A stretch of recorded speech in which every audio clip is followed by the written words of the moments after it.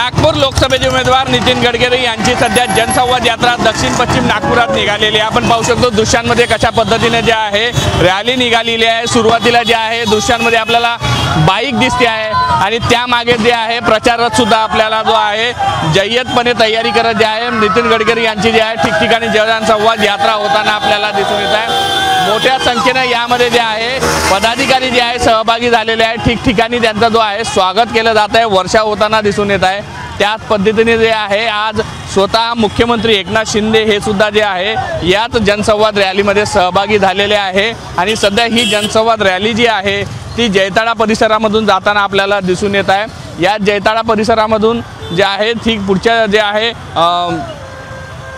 जैताडा परिसरामधून पुढे जी आहे ती जैताडाच्या आतमधला जो ग्रामीण थोडासा भाग आहे जो शहरातील लागलेला आहे, मात्र थोडासा जो आहे तिथपर्यंत ही रॅली जे जाणार आहे त्यामध्ये मुख्यमंत्री एकनाथ शिंदे हे सहभागी झाल्याचं आपल्याला दृश्यांमध्ये आपल्याला दिसून येत आहे। मुख्यमंत्री एकनाथ शिंदे सहभागी झालेले आहेत। दिवसभर खरं तर त्यांनी नागपूरचा दौरा जो आहे तो केला होता आणि या धावत्या दौऱ्यामध्ये जनसंवाद यात्रेमध्ये मुख्यमंत्री एकनाथ शिंदे स्वतः सहभागी झालेले आहे।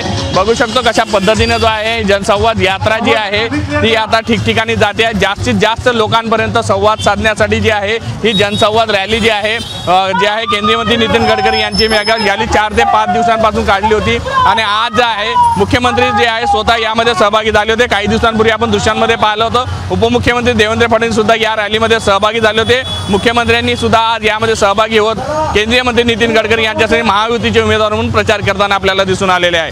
व्हिडिओ जर्नलिस्ट सौरभ बोलेसह पराग डोबळे, साम टीव्ही न्यूज, नागपूर। देश विदेशातील प्रत्येक घडामोडींचे लाईव्ह अपडेट मिळवण्यासाठी आता साम टीव्हीच्या सर्व सोशल मीडिया प्लॅटफॉर्मला लाईक, फॉलो आणि सबस्क्राईब करा। तसंच सर्व नोटिफिकेशनसाठी बेल आयकॉन प्रेस करायला विसरू नका।